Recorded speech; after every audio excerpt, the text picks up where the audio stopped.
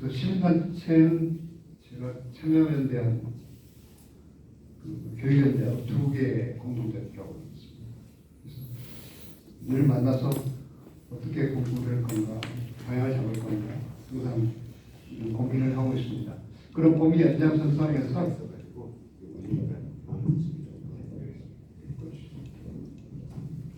그 연장선상에서 민주시민교육 어떻게 할 건가 이런 고민이 저희 고민이긴 합니다. 발제할 수 있는 기회를 주셔서 감사합니다. 저한테 요청한 제목이 전국 시민사회와 민주시민교육의 방향 이런 거에서 제가 이 아는 선에서 간단하게 문제제기를 하는 선에서 마무리하겠습니다. 15분을 줬기 때문에 제가 아는 속도로 하겠습니다. 아무래도 우리 시민사회가 어떤 모습으로 형성되는가 여기서 다 현장에서 몸으로 뛰고 그래서 그걸 알 수 있을 것 같습니다.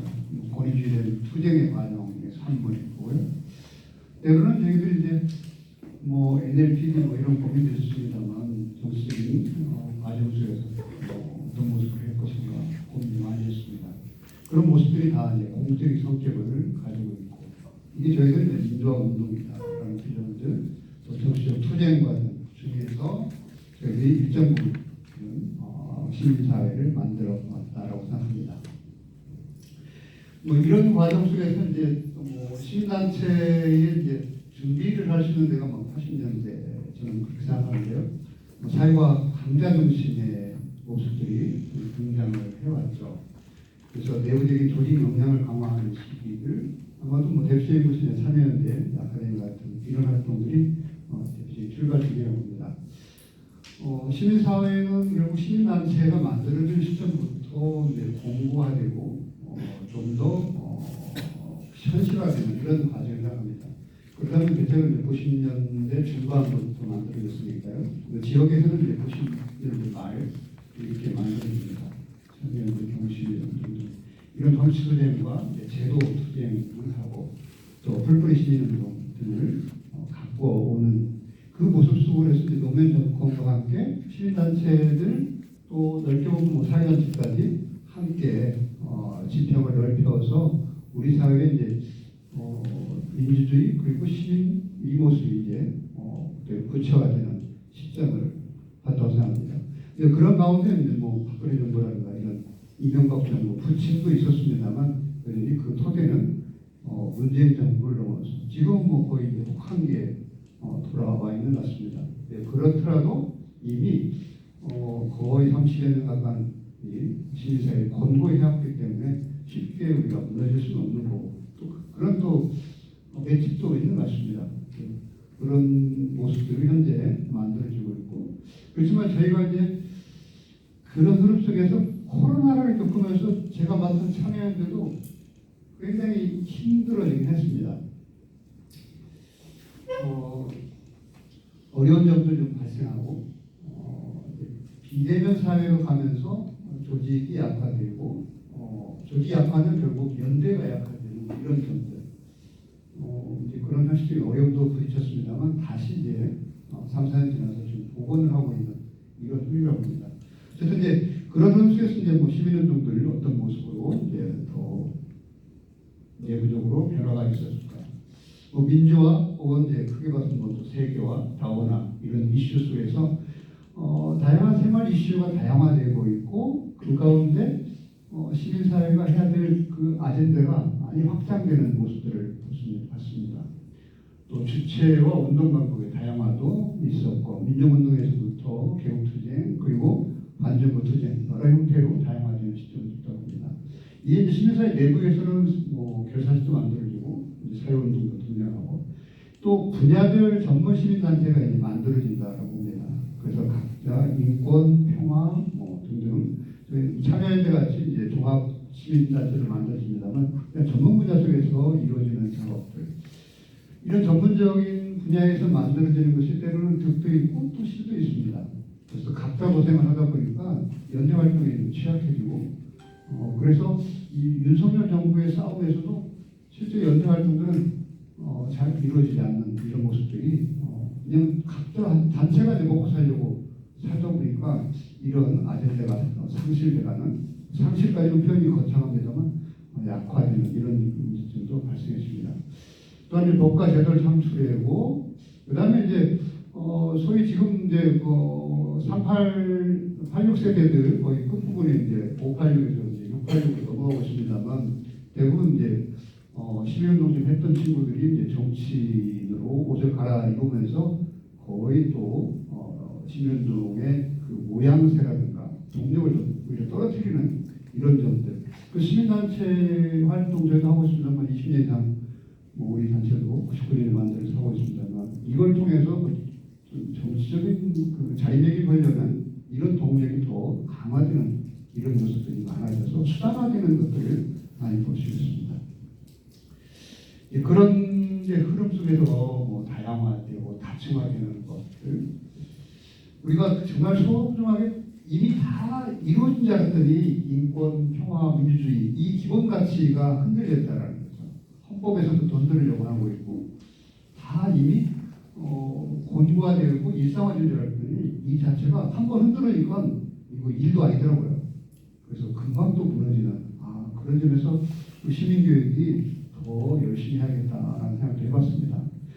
또 이제 시대에 관해서 디지털 시민성, 이런 디지털 역량, AI 시대에 시민은 어떤 모습일 건가, 이런 고민도 바뀌고요. 리터러시 시민성도 뭐 엄청나게 바뀌어서 이제 문제 디페이크라든가 이런 것들 뭐 가짜뉴스들이 워낙 많아서 이걸 분별하는 것조차도 이제 시민운동의 큰 패러다임이 되고 있는 그런 점입니다. 생태 시민성 더 말할 것도 없겠죠. 문화다양성의 상호문화기에 이런 등등의 다양한 시민성의 요소들도 변화가 되고 있다는 겁니다. 그 중에 이제 디지털사의 시민성이 이렇게 변한다라는 걸 그림으로 볼 수 있습니다. 4차선, 인공지능, 빅데이터, 초연결. 저도 잘 따라가기 어렵습니다. 정말 우리 학생들이 발표로는 저는 눈만 깜빡깜빡할 때 있습니다. 그나마 제 눈이 작아서 깜빡거리는 애들이 몰라서 다행히 합니다만, 이런 정도로 급변하는 시대에 시민사회도 정말 시민사회가 그전에는 시민사회가 세상을 리딩했는데 지금은 시민사회가 따라가기도 바쁜 이런 큰 변화의 시점이 와 있다고 생각합니다. 그럴 때 이제 우리 전라도의 시민사회 의제 아젠다랄까요? 생각난 대로 정리를 해봤습니다. 개발과 보전 문제 속에서 여전히 새만금이라는 아젠다에 의해서 늘 갈등의 충돌을 하고 있는 것 같습니다. 이걸 어떻게 할 것인가. 그래서 개발을 하자. 안창이 그렇고 하자니 그렇고 이게 이제 딜레마. 그럼 방법을 어떻게 할 건가. 환경운전 같은 경우는 다양한 방법들을 제시하고 있습니다만 실질적으로 수용이 잘 안 되는 이런 모습들. 그 다음에 이제 나쁘적이다라는 표현들 좀 별로 쓰고 싶지 않습니다. 인구 소멸적이라는 것도 사실은 그렇게 일본에서 만든 아젠다 표현이었습니다. 그러니 우리 좀더 지원해달라. 이런 아젠다를 개발하기 위해서 인구 소멸적이라는 용어를 쓰기 시작했는데 솔직히 별로 좋지는 않아요. 왜냐하면 소멸하지 않거든요. 스스로 우리 열패감을 든다고 생각해요. 그 말을 저는 잘 안 쓰려고 하는데 그런 걸 통해서 우리는 어떻게 발전할 건가, 이런 이제 청년들이 일자리도 없는 상황에서 어떻게 할 건가, 이런 발전의 문제가 계속 아젠다로 어떻게가고 있고 거기에 생태의 문제 어떻게 할 건가.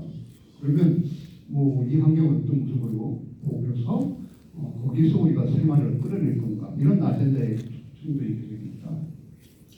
또 하나는 협치와 비판 속에서 거의 이제 관치화되는 이런 모습들이 좀 많습니다.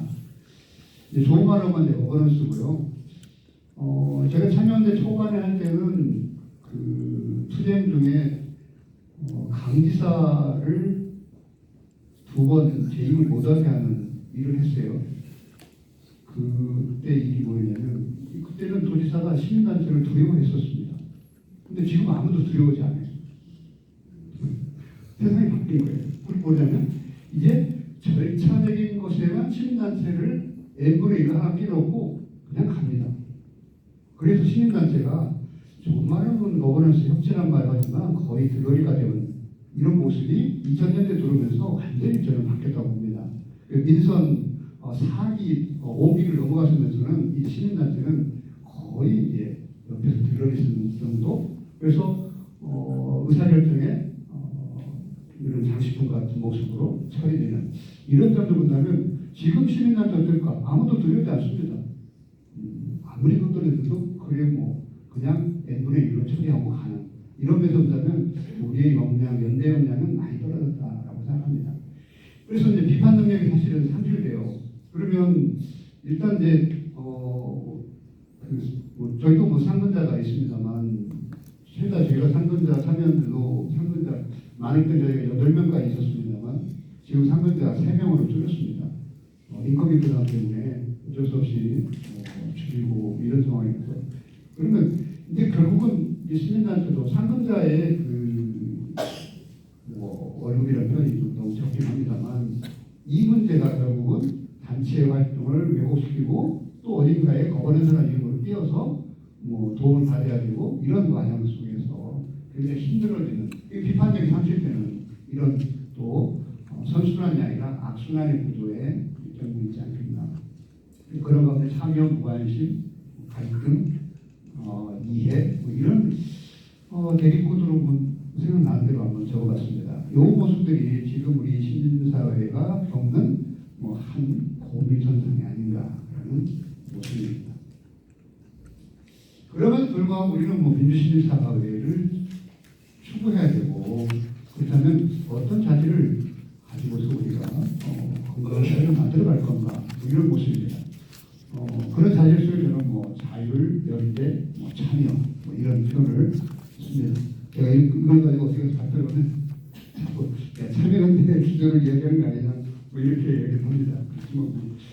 기본적으로 자율성이죠. 누가 어떤 정부 얘기를 있더라도 자율성을 갖고 있는 것이죠. 그 다음 혼자보다는 함께하면 능히 이겨낼 수 있을 것 같고요. 공공영역에 저희가 참여할 수밖에 없죠. 어떤 모습으로 공공영역을 갈 것인가, 공공의 관심들, 이 공공의 행보를 위해서 결국 우리 활동가가 일정 부분 희생을 하면서 끌어내는데 이 모습을 어떻게 할 건가. 이 모습 자질들은 양보할 수 없는 거다라는 생각이 듭니다. 그래서 저희가 결국은 바람직한 민주시민, 자유가 연대의 능력을 갖춰서 시민사회 활동에 참여하는 시민이 됐으면 좋겠다. 그러면 민주시민이 어떤 모습으로 지향할 건가? 저는 이렇게 3가지 정도로 지향을 정리해봤습니다. 공적 영역의 가치 회복이 다시 필요하다. 또 과정으로서 민주주의 학습이 여전히 필요하다. 유효하다. 그리고 정치적 시민성은 이건 양보할 수 없는 강조를 해야 된다. 이런 고민입니다. 공적 영역의 이제 가치 회복에서 우리가 사적 영역, 공적 영역들 갈등 그리고 대립, 조화 속에 살고 있습니다. 여기에서 공동의 세계에 대한 관심 그리고 그에 대한 복원 이것은 이제 피할 수 없는 우리가 해야 될 일이 아닌가. 그래서 다양성 때는 이걸 복수성이라고 표현했습니다. 비슷한 복수성인 것 같습니다만 이런 다양성 세계에서 함께 어떻게 살아갈 건가 이런 고민을 합니다. 이 가운데 저는 이제 공화주의의 시민교육으로 나가야 되지 않겠나라는 생각을 해봅니다. 자유주의 시민교육 한번 참고로 봐주시고요. 공동체주의 시민교육으로 그리고 현재 시민교육은 공화주의 시민교육으로 흐름이 이루어지고 있다라는 것이 있습니다. 이 공화주의는 이제 소위 신자유주의에 대한 반향으로 나타나는 겁니다. 결국은 규제를 풀어줬더니 민영화, 지배세력 강화, 그리고 또 세상에 힘들어지고 보니까 결국은 사회 약자들이 힘들게 주는 이런 고민들이 상당히 있다면 그런 모습을 우리가 어떻게 풀어나갈 것인가. 그래서 공동의 선, 시민의 책무, 더 참여, 시민 등의 가치 등을 중시해서 하나의 구성원으로서 동등한 가치를 갖고 어떤 모습으로 세상을 만들어갈 건가. 이런 교육이 강조될 수밖에 없는 수가니까. 과정으로서 민주주의는 역시 이제 자기 고유성을 좀 더 학습이 필요하다는 생각입니다. 민주주의 경험과 실천을 강조하고 있고 결국 이 고민은 내가 고민을 주체화해서 던질 수밖에 없는 거죠. 이걸 주체화 과정이라고 볼 수 있는데 자기 고민을 충실히 해낼 수 있는 모습들이 있었으면 좋겠다. 그래서 이제 뭐 시민단체에서도 다시 북구풍으로 하고 있는 게 교양 강좌를 다시 살리고 있는 모습들을 볼 수 있습니다. 그래서 옛날에 초기에 했던 그런 교양 강좌가 결국은 자기 생각들을 다시 바로잡을 수 있고 그게 힘이 돼서 결국 싸움도 하고 연대도 하고 그리고 앞으로 나아갈 수 있는 동력은 결국 내 무릎부터 시작했기 때문에 그 무릎을 어떻게 줄 건가. 인문학, 시민광장, 생태기의 다양한 모습으로 다시 하고 있는 모습을 봅니다. 인원들도 그렇고 지금 뭐 환경운동도 그렇고 저희 참여연대에서도 이제 복원을 하고 있는 이런 흐름들을 볼 수 있습니다. 프로그램도 확장도 필요하죠. 비대면 정보 교육 강화도 필요하고 이와 같이 저희들이 함께 모여서 교육과정들 그리고 전달 연수도 필요하다고 보고요. 정치적 시민성들은 여전히 토론, 소통, 비판적 사고, 정치생활 참여, 역량, 수기 역량 뭐 이런 것들은 불가피하게 꼭 필수적으로 강조할 수밖에 없다.